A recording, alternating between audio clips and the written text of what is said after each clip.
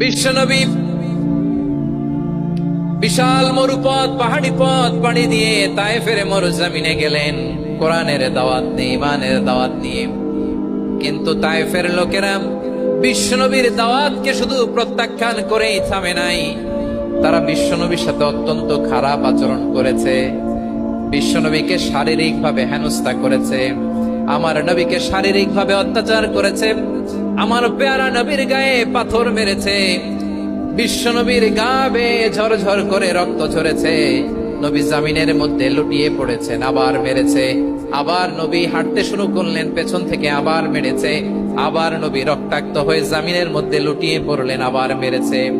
বিশ্বনবীর মতো এত সুশ্রী মানব, বিশ্বনবীর মতো এত শুভ্র মানব, বিশ্বনবীর মতো এমন চমৎকার দেহাবয়ব দিয়ে রব্বুল আলামিন কাউকে বানান নাই।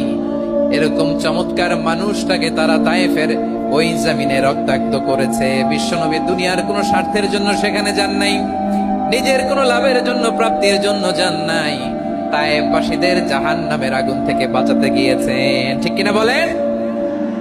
প্রিয় ভাইরা, তায়েফের ছেলেরা নবীকে রক্তাক্ত করলো, আমার নবী কই যাবে? কই যাবে? মক্কায় জায়গা নাই, তায়েফে জায়গা নাই। তায়েফ থেকে ভারাক্রান্ত মন নিয়ে আমার নবী মক্কায় ফিরে আসলেন। বিশ্ব নবী মক্কায় ঢুকতে পারেন না। মক্কার মরুভূমির দিকে তাকিয়ে, উপত্যকার দিকে তাকিয়ে বিশ্বনবী ধা ধা করে কাঁদেন, ঝরঝর করে। নবীর চেহারা মুবারক থেকে চোখের পানিগুলো বেয়ে বেয়ে পড়ে।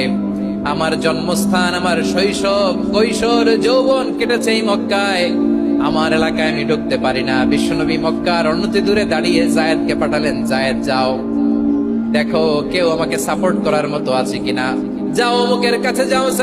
জায়েদ গেলেন, তারাও প্রত্যাখ্যান করে ফিরিয়ে দেয়। বিশ্বনবী বললেন যাও অমুক লোকের কাছে যাও, তিনিও প্রত্যাখ্যান করে ফিরিয়ে দিলেন। কেউ বিশ্বনবীকে আশ্রয় দিতে রাজি হয় না।